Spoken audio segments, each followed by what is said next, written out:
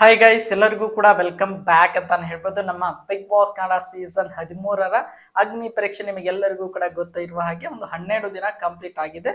ಈ ಒಂದು ವಿಡಿಯೋದಲ್ಲಿ 12ನೇ ದಿನದ ಒಂದು ಎಪಿಸೋಡ್ನ ರಿವ್ಯೂನ ಜೊತೆಗೆ ಕೆಲವೊಂದಿಷ್ಟು ಇಂಪಾರ್ಟೆಂಟ್ ಆಗಿರುವಂತಹ ಎಪಿಸೋಡ್ಗೆ ಸಂಬಂಧಪಟ್ಟಿರುವಂತಹ ಅಪ್ಡೇಟ್ಗಳು ಈ ಒಂದು ವಿಡಿಯೋದಲ್ಲಿ ಇವೆ ಅಂತಾನೆ ಹೇಳ್ಬೋದು. ಅದನ್ನ ಕಂಪ್ಲೀಟ್ ಆಗಿರುವಂತಹ ಮಾಹಿತಿಯನ್ನ ಈ ಒಂದು ವಿಡಿಯೋದಲ್ಲಿ ನಿಮಗೆಲ್ಲರಿಗೂ ಕೂಡ ತಿಳಿಸ್ಕೊಡ್ತಾ ಹೋಗ್ತೇನೆ. ಅದಕ್ಕೋಸ್ಕರ ನೀವೇನು ನಮ್ಮ ಚಾನಲ್ಗೆ ಸಬ್ಸ್ಕ್ರೈಬ್ ಮಾಡ್ಕೊಂಡಿಲ್ಲ ಅಂದ್ರೆ ಎಲ್ಲರೂ ಕೂಡ ಚಾನಲ್ಗೆ ದಯವಿಟ್ಟು ಸಬ್ಸ್ಕ್ರೈಬ್ ಮಾಡ್ಕೊಂಡು ಸಪೋರ್ಟ್ ಮಾಡೋದನ್ನ ಯಾವುದೇ ಕಾರಣಕ್ಕೂ ಮರೀಲಿಕ್ಕೆ ಹೋಗಬೇಡಿ. ಬನ್ನಿ ಗೈಸ್, ಈಗ ವಿಡಿಯೋನ ಶುರು ಮಾಡೋಣ. ಈಗ ಮೊದಲನೇದಾಗಿ ನೋಡ್ತಾ ಹೋಗೋದಾದ್ರೆ, ನಿನ್ನೆ ಕ್ವಾಲಿಫೈಯರ್ 1 ಅನ್ನುವಂತ ಒಂದು ಟಾಸ್ಕ್ ಅನ್ನ ಮಾಡಿದ್ರು. ಅದರಲ್ಲಿ ವಿನಯ್ ಗೌಡ ಅವರ ತಂಡ ಗೆಲ್ಲುವುದರ ಮುಖಾಂತರ 100 ಅಂಕ ಇದ್ದಂತ ಒಂದು ತಂಡ 200 ಅಂಕಗಳನ್ನ ಪಡೆದುಕೊಂಡು ಲೀಡರ್ ಬೋರ್ಡ್ ನಲ್ಲಿ ಈಗ ಮೊದಲನೇ ಸ್ಥಾನವನ್ನ ಪಡೆದುಕೊಂಡಿತ್ತು ಅಂತಾನೆ ಹೇಳ್ಬೋದು. ನಿನ್ನೆ ಒಂದು ಎಪಿಸೋಡ್ ನ ಹೊತ್ತಿಗೆ ಲೀಡರ್ ಬೋರ್ಡ್ ನಲ್ಲಿ ನಮ್ಮ ವಿನಯ್ ಗೌಡ ಅವರ ತಂಡ 300 ಅಂಕಗಳನ್ನ ಪಡೆದುಕೊಳ್ಳುವುದರ ಮೂಲಕ ನಂಬರ್ 1 ಪೊಸಿಷನ್ ಅಲ್ಲಿ ಇದ್ರೆ, ನಮ್ಮ ಶ್ರುತಿ ಮೇಡಮ್ ಹಾಗೆ ನಮ್ಮ ಸಂಗೀತ ಅವರ ತಂಡ ಆಲ್ಮೋಸ್ಟ್ ಆಲ್ ಸೇಮ್ ಈಕ್ವಲ್ ಒಂದು ಪಾಯಿಂಟ್ಸ್ ಗಳನ್ನ ಪಡೆದುಕೊಳ್ಳುವುದರ ಮೂಲಕ 200 ಅಂಕಗಳನ್ನ ಪಡೆದುಕೊಳ್ಳುವುದರ ಮೂಲಕ 2ನೇ ಸ್ಥಾನದಲ್ಲಿತ್ತು. ಇನ್ನು ಮೂರನೇದಾಗಿ ನೋಡ್ತಾ ಹೋಗೋದಾದ್ರೆ, ಕೇವಲ 100 ಅಂಕಗಳನ್ನ ಪಡೆದುಕೊಳ್ಳುವುದರ ಮೂಲಕ ನಮ್ಮ ಚಂದನ್ ಶೆಟ್ಟಿ ಅವರ ತಂಡ ನೋಡ್ತಾ ಹೋದಾದ್ರೆ 3ನೇ ಸ್ಥಾನದಲ್ಲಿ ಇತ್ತು ಅಂತಾನೆ ಹೇಳ್ಬೋದು. ಇದು ನಿನ್ನೆವರೆಗೆ ನಡೆದಂತಹ ಕೆಲವೊಂದಿಷ್ಟು ಇಂಪಾರ್ಟೆಂಟ್ ಆಗಿರುವಂತಹ ಪಾಯಿಂಟ್ಸ್ ರಿಲೇಟೆಡ್ ಆಗಿರುವಂತಹ ಅಪ್ಡೇಟ್ ಅಂತಾನೆ ಹೇಳ್ಬೋದು. ಈಗ ನೋಡ್ತಾ ಹೋದಾದ್ರೆ, ಇವತ್ತು 4ನೇ ದಿನವು ಮತ್ತೊಂದು ಕ್ವಾಲಿಫೈಯರ್ ಒಂದು ಟಾಸ್ಕ್ ಅನ್ನ ನಮ್ಮ ಬಿಗ್ ಬಾಸ್ ನವರು ನೀಡಿದ್ದಾರೆ ಅಂತ ಹೇಳ್ಬೋದು. ಇದರಲ್ಲಿ ಒಂದು ಇಂಪಾರ್ಟೆಂಟ್ ಆಗಿರುವಂತಹ ಅಪ್ಡೇಟ್ ಏನಪ್ಪಾ ಅಂದ್ರೆ, ಇದು ಅವರ ಕೊನೆಯ ಟಾಸ್ಕ್ ಅನ್ನುವಂತ ಮಾಹಿತಿಯನ್ನು ಕೂಡ ಹೇಳಿದ್ದಾರೆ ಅಂತಾನೆ ಹೇಳ್ಬೋದು. ಈ ಒಂದು ಟಾಸ್ಕ್ ನಲ್ಲಿಯೂ ಕೂಡ ಮೊದಲನೇದಾಗಿ ಕ್ವಾಲಿಫೈಯರ್ 1 ಅನ್ನ ಟಾಸ್ಕ್ ಅನ್ನ ಆಡಬೇಕು. ಅಂದ್ರೆ 4 ತಂಡದಿಂದ ಒಬ್ಬೊಬ್ಬರು ಮೆಂಬರ್ಗಳು ಈ ಒಂದು ಟಾಸ್ಕ್ ಅನ್ನ ಆಡಲು ಬರಬೇಕು. ಅದರಲ್ಲಿ ಯಾರು ಟಾಪ್ 2 ಪೊಸಿಷನ್ ಅನ್ನ ಪಡೆದುಕೊಳ್ತಾರಲ್ಲ, ಅವರು ಮುಂದಿನ ಟಾಸ್ಕ್ ಅನ್ನ ಆಡಿ ಆ ಒಂದು ಟಾಸ್ಕ್ ನಲ್ಲಿ ಗೆದ್ದವರು 200 ಅಂಕಗಳನ್ನ ಪಡೆಯಲು ಅವಕಾಶವನ್ನ ನಮ್ಮ ಬಿಗ್ ಬಾಸ್ ನೀಡಿದ್ದಾರೆ ಅಂತಾನೆ ಹೇಳ್ಬೋದು. ಈಗ ನೋಡ್ತಾ ಹೋದಾದ್ರೆ, 4 ತಂಡದಿಂದಲೂ ಕೂಡ ಒಬ್ಬೊಬ್ಬ ಕಂಟೆಸ್ಟೆಂಟ್ ಗಳು ಆಟವನ್ನು ಆಡಲು ಎಂಟ್ರಿ ಕೊಡ್ತಾರೆ ಅಂತಾನೆ ಹೇಳ್ಬೋದು. ನಮ್ಮ ಚಂದನ್ ಶೆಟ್ಟಿ ಅವರ ತಂಡದಿಂದ ಯಾರು ಬರ್ತಾರೆ ಅಂತ ನೋಡ್ತಾ ಹೋಗೋದಾದ್ರೆ, ಅಂದ್ರೆ ಕಿರಣ್ ಶಾಸ್ತ್ರಿ ಅವರ ತಂಡದ ನಾಯಕ ಅಂತಾನೆ ಹೇಳ್ಬೋದು. ಆ ಒಂದು ತಂಡದಲ್ಲಿರುವಂತಹ ಡಾಕ್ಟರ್ ಸಹನ್ ಅವರು ಈ ಒಂದು ಟಾಸ್ಕ್ ಅನ್ನ ಆಡಲು ಬರ್ತಾರೆ ಅಂತಾನೆ ಹೇಳ್ಬೋದು. ಇನ್ನು ನಮ್ಮ ವಿನಯ್ ಗೌಡ ಅವರ ತಂಡ ಅಂದ್ರೆ ಲಕ್ಷ್ಮಿ ಗೌಡ ಕ್ಯಾಪ್ಟನ್ ಇರುವಂತಹ ತಂಡದಿಂದ ರೋಶ್ಮಿ ಅವರು ಬರ್ತಾರೆ ಅಂತಾನೆ ಹೇಳ್ಬೋದು. ಇನ್ನು ನೋಡ್ತಾ ಹೋಗೋದಾದ್ರೆ, ನಮ್ಮ ಶ್ರುತಿ ಮೇಡಮ್ ಅವರ ತಂಡದಿಂದ ಯಾರು ಬರ್ತಾ ಇದ್ದಾರೆ ಅಂತ ನೋಡ್ತಾ ಹೋಗೋದಾದ್ರೆ, ಅದು ಬೇರೆ ಯಾರಲ್ಲ, ಧನುಷ್ ಅಂತಾನೆ ಹೇಳ್ಬೋದು. ಇವರು ನಮ್ಮ ಶ್ರುತಿ ಮೇಡಮ್ ಅವರ ತಂಡದಿಂದ ಬಂದ್ರೆ, ನಮ್ಮ ಸಂಗೀತ ಅವರ ತಂಡದಿಂದ ಅದು ದೀಕ್ಷಿತ್ ಅವರು ಬಂದಿದ್ದಾರೆ ಅಂತಾನೆ ಹೇಳ್ಬೋದು. ಈ ಒಂದು ಟಾಸ್ಕ್ ಏನಪ್ಪಾ ಅಂದ್ರೆ, ಅದು ಬ್ಯಾಲೆನ್ಸಿಂಗ್ ಟಾಸ್ಕ್ ಅಂತಾನೆ ಹೇಳ್ಬೋದು. ಒಂದು ರೀತಿಯಾಗಿ ಸಖತ್ತಾಗಿರುವಂತಹ ಪೇಷನ್ಸ್ ಇರುವಂತಹ ಟಾಸ್ಕ್ ಅಂತಾನೆ ಹೇಳ್ಬೋದು. ಇಲ್ಲಿ ನೋಡ್ತಾ ಹೋದಾದ್ರೆ 7A ಆಕಾರದ ಕೆಲವೊಂದಿಷ್ಟು ಬಾಕ್ಸ್ ಗಳನ್ನ ಅಲ್ಲಿ ಇಟ್ಟಿದ್ದಾರೆ ಅಂತಾನೆ ಹೇಳ್ಬೋದು. ಅಲ್ಲಿ ಒಂದು ಕಟ್ಟಿಗೆ ಅಥವಾ ಒಂದು ಕೋಲನ್ನು ಕೂಡ ಕೊಟ್ಟಿದ್ದಾರೆ.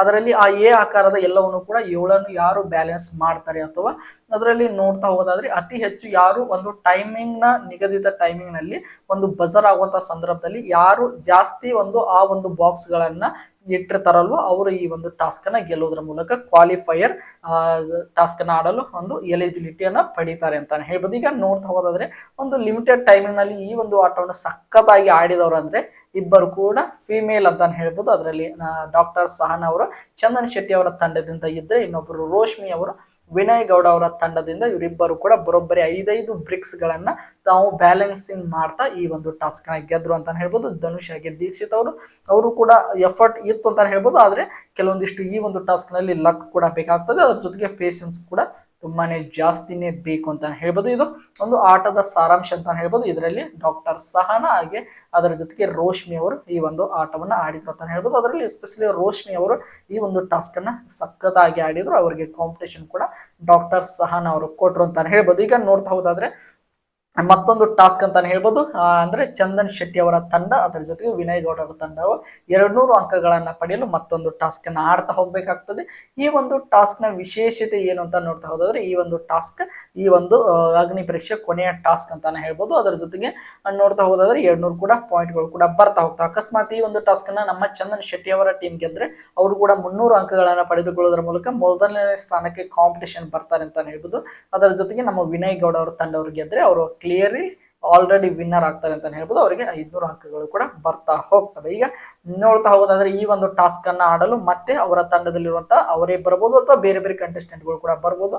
ಈ ಒಂದು ಟಾಸ್ಕ್ ಆಡಲು ಕೂಡ ಕೇವಲ ಒಬ್ಬೊಬ್ಬ ಕಂಟೆಸ್ಟೆಂಟ್ ಈ ಒಂದು ಟಾಸ್ಕ್ ನಿಂದ ಬರ್ತಾ ಹೋಗ್ಬೇಕಾಗ್ತದೆ. ಈಗ ನೋಡ್ತಾ ಹೋಗೋದಾದ್ರೆ ಮೊದಲನೇದಾಗಿ ನೋಡ್ತಾ ಹೋಗೋದಾದ್ರೆ ಲಕ್ಷ್ಮಿ ಗೌಡ ಅವರ ತಂಡದಿಂದ ನಮ್ಮ ಲಿಖಿತ್ ಶೆಟ್ಟಿ ಅವರು ಈ ಒಂದು ಟಾಸ್ಕ್ ನ ಆಡಲು ಎಂಟ್ರಿ ಕೊಡ್ತಾರೆ. ಅದರ ಜೊತೆಗೆ ನೋಡ್ತಾ ಹೋಗೋದಾದ್ರೆ ನಮ್ಮ ಚಂದನ್ ಶೆಟ್ಟಿ ಅವರ ತಂಡದಿಂದ ಚರಣ್ ಶೆಟ್ಟಿ ಅವರು ಈ ಒಂದು ಟಾಸ್ಕ್ ನ ಆಡಲು ಎಂಟ್ರಿ ಕೊಡ್ತಾರೆ ಅಂತ ಹೇಳ್ಬೋದು. ಇದು ಒಂದು ರೀತಿಯಾಗಿ ಆರ್ಮ್ ಸ್ಟ್ರೆಂತ್ ಇರುವಂತಹ ಟಾಸ್ಕ್ ಆಗಿರೋದ್ರಿಂದ ಆಲ್ಮೋಸ್ಟ್ ಲಿಖಿತ್ ಶೆಟ್ಟಿ ಅವರಿಗೆ ಒಂದು ರೀತಿಯಾಗಿ ತುಂಬಾನೇ ಅಡ್ವಾಂಟೇಜ್ ಕೂಡ ಆಯ್ತು ಅಂತ ಹೇಳ್ಬೋದು. ಒಂದು ರಿಂಗ್ ಅನ್ನ ಕೊಟ್ಟಿರ್ತಾರೆ. ಆ ಒಂದು ರಿಂಗ್ ಅನ್ನ ಯಾರು ತಮ್ಮ ಇಬ್ಬರು ಕೂಡ ಹಿಡಿದುಕೊಳ್ಳಬೇಕು, ಒಟ್ಟಾರೆಯಾಗಿ ಅದನ್ನು ಯಾರು ತುಂಬಾನೇ ಶಕ್ತಿಯಿಂದ ಅದನ್ನ ಕಿತ್ಕೊಂಡು ಹೋಗಿ ತಮಗೆ ನಿಗದಿತ ಇರುವಂತಹ ಒಂದು ಅಲ್ಲಿ ಮೊಳೆಗಳನ್ನ ಹಾಕಿರ್ತಾರೆ. ಆ ಮೊಳೆಗೆ ಯಾರು ಹೋಗಿ ಅದನ್ನ ಸಿಕ್ಕಿಸ್ತಾರಲ್ಲ ಈ ಒಂದು ಟಾಸ್ಕ್ ನ ಗೆಲ್ತಾರೆ ಅಂತ ಹೇಳ್ಬೋದು. 3 ರೌಂಡ್ ಇರ್ತದೆ. 3 ರೌಂಡ್ ನಲ್ಲಿ ಯಾರು 2 ರೌಂಡ್ ಅನ್ನ ಗೆಲ್ತಾರಲ್ವ ಅವರು ಈ ಒಂದು ಟಾಸ್ಕ್ ನ ವಿನ್ನರ್ ಅನ್ನುವಂತ ವಿಚಾರವನ್ನು ಕೂಡ ನಮ್ಮ ರೂಲ್ಸ್ ನಲ್ಲಿ ಹೇಳಿದ್ದಾರೆ ಅಂತ ಹೇಳ್ಬೋದು. ಈಗ ನೋಡ್ತಾ ಹೋದಾದ್ರೆ ಮೊದಲನೇ ರೌಂಡ್ ನಲ್ಲಿ ಲಿಖಿತ್ ಶೆಟ್ಟಿ ಅವರು ಗೆದ್ರು ಅಂತ ಹೇಳ್ಬೋದು. ಎರಡನೇ ರೌಂಡ್ ನಲ್ಲಿ ಕೂಡ ಲಿಖಿತ್ ಶೆಟ್ಟಿ ಅವರು ಗೆದ್ರು ಅಂತ ಹೇಳ್ಬೋದು. ಇಲ್ಲಿ ತುಂಬಾನೇ ಒಂದು ಅಪ್ರಿಶಿಯೇಟ್ ಮಾಡಬೇಕಾಗಿರೋದು ಚರಣ್ ಶೆಟ್ಟಿ ಅವರು ಸಕ್ಕತ್ತಾಗಿ ಅವರಿಗೆ ಕೌಂಟರ್ ಅನ್ನು ಕೂಡ ಕೊಟ್ರು ಅಂತ ಹೇಳ್ಬೋದು. ಒಟ್ಟಾರೆಯಾಗಿ ನೋಡ್ತಾ ಹೋದಾದ್ರೆ ಈ ಒಂದು ಟಾಸ್ಕ್ ತುಂಬಾನೇ ಇಂಟ್ರೆಸ್ಟಿಂಗ್ ಆಗಿರುವಂತ ಟಾಸ್ಕ್ ಆಗಿತ್ತು ಅಂತ ಹೇಳ್ಬೋದು. ಈ ಒಂದು ಟಾಸ್ಕ್ ನ ಗೆಲ್ಲೋದ್ರ ಮೂಲಕ ನಮ್ಮ ವಿನಯ್ ಗೌಡ ಅವರ ತಂಡದವರು ಈ ಒಂದು ಟಾಸ್ಕ್ ನ ಗೆಲ್ಲೋದ್ರ ಮೂಲಕ 500 ಅಂಕಗಳನ್ನ ಪಡೆದುಕೊಂಡಿದ್ದಾರೆ.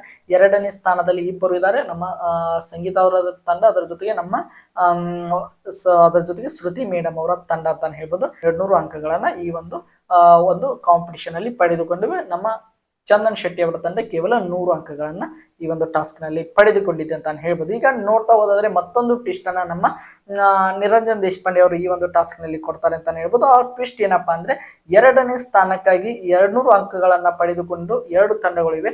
ಅದರಲ್ಲಿ ಯಾರನ್ನಾದ್ರೂ ಒಬ್ಬರನ್ನ ಕೇವಲ 2ನೇ ಸ್ಥಾನ ಯಾರ್ದು 3ನೇ ಸ್ಥಾನ ಯಾರ್ದು ಅಂತ ನಿಗದಿಪಡಿಸಲು ಮತ್ತೊಂದು ಟಾಸ್ಕ್ ಅನ್ನ ಈಗ ನೀಡ್ತಾ ಇದ್ದಾರೆ ಅಂತ ಹೇಳ್ಬೋದು. ಆ ಒಂದು ಟಾಸ್ಕ್ ನ ಬಗ್ಗೆ ನೋಡ್ತಾ ಹೋಗೋದಾದ್ರೆ ಈ ಒಂದು ಟಾಸ್ಕ್ ಯಾವ್ದಪ್ಪ ಅಂದ್ರೆ ಒಂದು ರೀತಿಯಾಗಿ ನೋಡ್ತಾ ಹೋಗೋದ್ರೆ ಬಾಲ್ ಟಾಸ್ಕ್ ಅಂತ ಹೇಳ್ಬೋದು. ಈ ಒಂದು ಟಾಸ್ಕ್ ಏನಪ್ಪಾ ಅಂದ್ರೆ ಒಂದು ಮುಂದೆ ಬೌಲ್ ಅನ್ನ ಇಟ್ಟಿರ್ತಾರೆ, ಅವರಿಗೆ ಕೆಲವೊಂದಿಷ್ಟು ಪ್ಲಾಸ್ಟಿಕ್ ಚೆಂಡುಗಳನ್ನು ಕೂಡ ಕೊಟ್ಟಿರ್ತಾರೆ. ನಡಕ್ಕೆ ಬೌನ್ಸ್ ಆಗಲು ಅದಕ್ಕೆ ಒಂದು ಪೆಟ್ಟಿಗೆಯನ್ನು ಕೂಡ ನೀಡಿದ್ದಾರೆ ಅಂತ ಹೇಳ್ಬೋದು. ಯಾರು ಆ ಒಂದು ಪೆಟ್ಟಿಗೆ ಮೇಲೆ ಬೌನ್ಸ್ ಮಾಡಿ ಅತಿ ಹೆಚ್ಚು ಚೆಂಡುಗಳನ್ನ ಆ ಒಂದು ಬೌಲ್ ನಲ್ಲಿ ಹಾಕ್ತಾರಲ್ಲ ಅವರು ಈ ಒಂದು ಟಾಸ್ಕ್ ನ ವಿನ್ ಆಗ್ತಾರೆ ಅಂತ ಹೇಳ್ಬೋದು. ಈ ಒಂದು ಟಾಸ್ಕ್ ನ ಆಡಲು ನಮ್ಮ ಶ್ರುತಿ ಮೇಡಮ್ ಅವರ ತಂಡದಿಂದ ಈಶಾ ಅವರು ಬಂದ್ರೆ, ನಮ್ಮ ಈಶಾ ಅವರು ಬಂದ್ರೆ, ಇನ್ನು ನಮ್ಮ ಸಂಗೀತ ಅವರ ತಂಡದಿಂದ ದೀಪಕ್ ರಾಜ್ ಅವರು ಬರ್ತಾರೆ ಅಂತ ಹೇಳ್ಬೋದು. ಇಬ್ಬರು ಕೂಡ ಈ ಒಂದು ಟಾಸ್ಕ್ ನ ಚೆನ್ನಾಗಿ ಆಡಿದ್ರು. ಇದರಲ್ಲಿ ನೋಡ್ತಾ ಹೋದಾದ್ರೆ ಈಶಾ ಅವರು ನಿಗದಿತ 10 ನಿಮಿಷದ ಅವಧಿಯಲ್ಲಿ ಬರೋಬ್ಬರಿ ನೋಡ್ತಾ ಹೋದಾದ್ರೆ 3 ಚೆಂಡುಗಳನ್ನ ಹಾಕಿದ್ರು ಅಂತ ಹೇಳ್ಬೋದು. ಅದೇ ಒಂದು ಸಮಯದಲ್ಲಿ ದೀಪಕ್ ಅವರು ಆಲ್ಮೋಸ್ಟ್ 10 ನಿಮಿಷದ ಒಳಗೆ 6 ಚೆಂಡುಗಳನ್ನ ಹಾಕೋದರ ಮೂಲಕ ಈ ಒಂದು ಟಾಸ್ಕ್ ಅನ್ನ ಗೆದ್ದು ಈ ಒಂದು ಟಾಸ್ಕ್ ನಲ್ಲಿ ವಿನ್ನರ್ ಕೂಡ ಆಗ್ತಾರೆ ಅಂತ ಹೇಳ್ಬೋದು. ವಿನ್ನರ್ ಆಗುವುದರ ಜೊತೆಗೆ ತಮ್ಮ ತಂಡಕ್ಕೆ ಅಂದ್ರೆ ಸಂಗೀತ ಅವರ ತಂಡಕ್ಕೆ 100 ಅಂಕಗಳನ್ನು ಕೂಡ ನೀಡ್ತಾ ಹೋಗ್ತಾರೆ ಅಂತ ಹೇಳ್ಬೋದು. ಈ ಒಂದು ಟಾಸ್ಕ್ ಎಲ್ಲವೂ ಕೂಡ ಕಂಪ್ಲೀಟ್ ಆದ್ಮೇಲೆ ಫೈನಲ್ ಒಂದು ಲೀಡರ್ ಬೋರ್ಡ್ ಸ್ಕೋರ್ ಯಾವುದಂತ ನೋಡ್ತಾ ಹೋದಾದ್ರೆ ಚಂದನ್ ಶೆಟ್ಟಿ ಅವರಿಗೆ 100 ಅಂಕ, ಶ್ರುತಿ ಮೇಡಮ್ ಅವರಿಗೆ 200 ಅಂಕ, ಅದರ ಜೊತೆಗೆ ನೋಡ್ತಾ ಹೋದಾದ್ರೆ ಸಂಗೀತ ಅವರ ತಂಡಕ್ಕೆ 300 ಅಂಕ, ಅದರ ಜೊತೆಗೆ ವಿನಯ್ ಗೌಡ ಅವರ ತಂಡಕ್ಕೆ 500 ಅಂಕಗಳು ಫೈನಲ್ ಆಗಿ ಬಂದವು ಅಂತ ಹೇಳ್ಬೋದು.